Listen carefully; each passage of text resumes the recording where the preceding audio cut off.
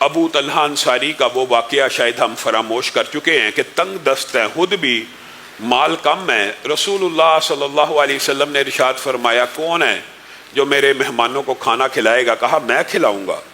گھر لے گئے، گھر میں بھوک ہے، بچے بھی بھوکے ہیں۔ بیوی سے کہا اب رسول اللہ صلی اللہ علیہ وسلم کے مہمان آ چکے ہیں، بچوں کو بھوکا ہی کسی طرح بہلا پھسلا کے سلا دے۔ اب کھانا تو اتنا بھی نہیں ہے کہ دو بندے کھا سکیں، تو ایسا کریں جب کھانا لگ جائے تو چراغ کی روشنی گل کر دیں، میں اس کے سامنے ایکٹنگ کروں گا۔ مراد یہ ہے معاذ اللہ، یعنی بناوٹ کے طور پہ اس کو ایسا لگے گا میں بھی کھا رہا ہوں اور وہ بھی کھا رہا ہے۔ جب روشنی موجود نہیں ہوگی، روشنی کم ہوگی، اس سے اندازہ نہیں ہوگا کہ میں کھا بھی رہا ہوں یا نہیں کھا رہا۔ وَيُؤْثِرُونَ عَلَىٰ أَنفُسِهِمْ وَلَوْ كَانَ بِهِمْ خَصَاصَةٌ۔ نبی کریم صلی اللہ علیہ وسلم نے اگلے دن انہیں طلب کیا اور یہ خوشخبری سنائی کہ اللہ رب العزت نے آسمان سے اس آیت مبارکہ کو بھی نازل کیا ہے آپ کے بارے میں، اور آپ کے اس عمل کی وجہ سے اللہ تعالیٰ عرش عظیم پہ مسکراتا رہا ہے۔ آپ نے رات کو ایک مہمان کی جو خاطر مدارت کی ہے، جو اس کو کھانا کھلایا ہے، اس پہ اللہ بھی راضی ہو گیا ہے۔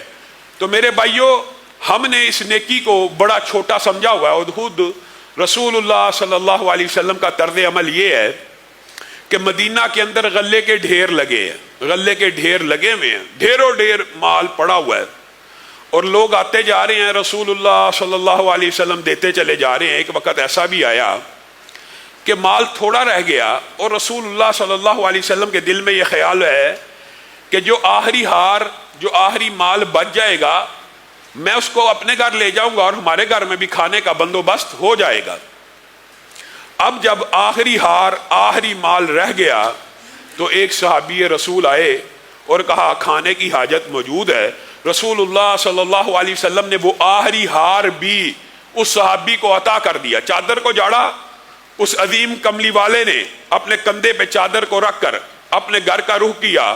امہات المومنین فرماتی ہیں آج تو مدینہ کے گھر گھر میں چولہا جلے گا کہ آج بھی محمد صلی اللہ علیہ وسلم کے گھر میں ہنڈیا نہیں پکے گی، دو دو ماہ کھانا نہیں تھا پکتا۔ اور یہ نہیں ہمارے لیڈروں اور حکمرانوں کی طرح کہ اپنے ہاؤسز میں یا اپنی پریزیڈنسی میں وہاں پہ مرغن غذائیں پک رہی ہیں اور عوام بھوکے ہیں، عوام مہنگائی کا شکار ہیں۔ یہاں پہ لیڈر کیسا ہے کہ اپنے گھر میں چولہا نہیں جل رہا۔ امہات المومنین کہہ رہی ہیں آج مدینہ کے ہر گھر میں چولہا جلنا ہے، کیا آج بھی محمد کے اہل خانہ بھوکے سو جائیں گے؟ تو رسول اللہ صلی اللہ علیہ وسلم نے کہا ہاں، تمہارے بیٹے آئے تھے، بھوکے تھے، اور میری غیرت نے اس بات کو گوارا نہ کیا کہ میرے گھر میں کھانا پکے اور وہ بھوکے سو جائیں۔ آج میں اور آپ اپنے حالات کے اوپر غور کرے، کسی کے اوپر صدقہ بھی کرنا ہو، انفاق کرنا بھی ہو، تو سب سے پہلے ہم بھی یہی دیکھتے ہیں ہمارے گھر میں کھانا موجود ہے، ٹھیک ہے، پھر کسی کو دیا جائے۔ کیا کبھی ایسا انفاق بھی کیا ہے کہ اپنے رزق کو، اپنے کھانے پینے کو، اپنی جیب کو، جو قربانی کا اصل فلسفہ ہے کہ اپنی جیب کو ضرب لگے، اپنے پیٹ کو کاٹا جائے، کیا اس طرح کا انفاق آج کے معاشرے میں موجود ہے؟ سرے سے موجود نہیں ہے۔ اور عبد الرحمن ابن عوف اور صحابہ کا یہ طرز عمل تھا۔ عبد الرحمن ابن عوف کتنے جلیل القدر صحابی ہیں، آپ کو ان کے بارے میں علم ہوگا کہ ان کے ساتھ جب مواخات میں ان کے بھائی نے ان کو کہا تھا ایک بیوی کو میں طلاق دے دیتا ہوں آپ سے شادی کرنے کے لیے، یہ مواخات مدینہ کے اندر آپ نے اچھی طرح سنا اور پڑھا ہے، تو کہا تھا نہیں نہیں، مجھے صرف بازار دکھا دو۔ اور پھر رسول اللہ صلی اللہ علیہ وسلم کی دعاؤں کی وجہ سے اور رسول اللہ صلی اللہ علیہ وسلم کی صحابیت کی وجہ سے ایسی برکتیں نازل ہوئی، جو کام کرتے اس میں خیر و برکتوں کا نزول ہو جاتا تھا۔ اور یہی ہے وہ کہ جن کے بارے میں حضرت عمر نے کہا تھا عبد الرحمن مجھے قرض دے۔ اے عمر آپ خلیفہ ہیں، بیت المال موجود ہے، آپ مجھ سے قرض مانگتے ہیں، چھیڑ دوست دوستی میں بات کر لیتے ہیں، یعنی آپ مجھ سے پیسے مانگ رہے ہیں، بیت المال کے مالک آپ ہیں، پورے مسلمانوں کا خزانہ، یعنی وزیر خزانہ بھی آپ ہیں، سربراہ بھی آپ ہیں، اور آپ ادھار جان کے مجھ سے مانگ رہے ہیں؟ کہا ہاں میں تجھ سے مانگتا ہوں۔ تیری مال کے ساتھ بڑی محبت ہے، میں مر گیا تو تو میرے اہل خانہ سے نکلوا لے گا، اور اگر بیت المال سے لے کے چلا گیا تو تم کہو گے عمر کو ضرورت تھی اس کا قرض معاف کر دیا جائے۔ میں اپنا قرض معاف نہیں کروانا چاہتا، میں تیرے سے لینا چاہتا ہوں، تیری مال کے ساتھ بڑی محبت ہے اور تو ضرور میرے وارثوں سے اپنا مال واپس لے لے گا۔ اور یہ اتنے امیر تھے، اتنے مالدار تھے۔ ایک مرتبہ امی عائشہ ایک عجیب و غریب آواز سنتی ہیں، کہتی ہے یہ کس چیز کی آواز ہے؟ پورا مدینہ لرز رہا ہے، پورا مدینہ گونج رہا ہے۔ کہا عبد الرحمن ابن عوف کا قافلہ آیا ہے۔ اتنا بڑا قافلہ مدینہ کی سرحدوں پہ پہنچا ہے کہ مسجد النبی کے اندر تک اس کی دھمک آ رہی ہے۔ ہاں اتنا بڑا قافلہ آیا ہے۔ کتنا بڑا؟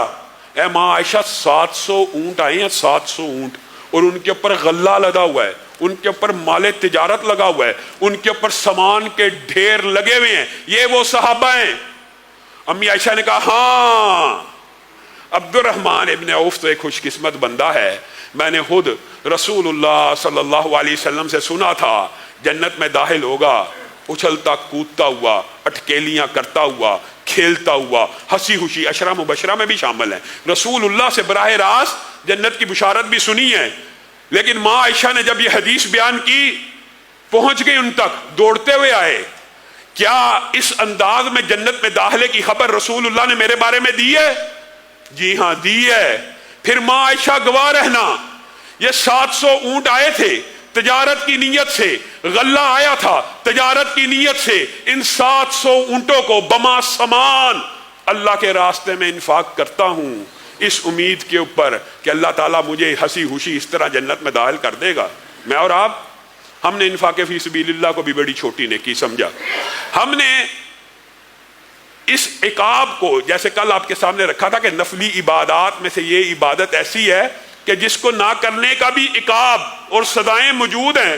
انا بلوناہم کما بلونا اصحاب الجنہ کے اندر اللہ رب العزت نے کہا، نہیں باغ والوں کو قرآن پاک میں ذکر ہے، انہوں نے کہا کہ ہم صبح صبح جائیں گے پھل توڑ لیں گے، اس وقت سے پہلے پہلے جب لوگ اٹھتے ہیں ہم ان کے سامنے کاٹتے ہیں تو ہمارے سے حصہ مانگتے ہیں، ہمارے سے بیچ میں سے حصہ مانگتے ہیں۔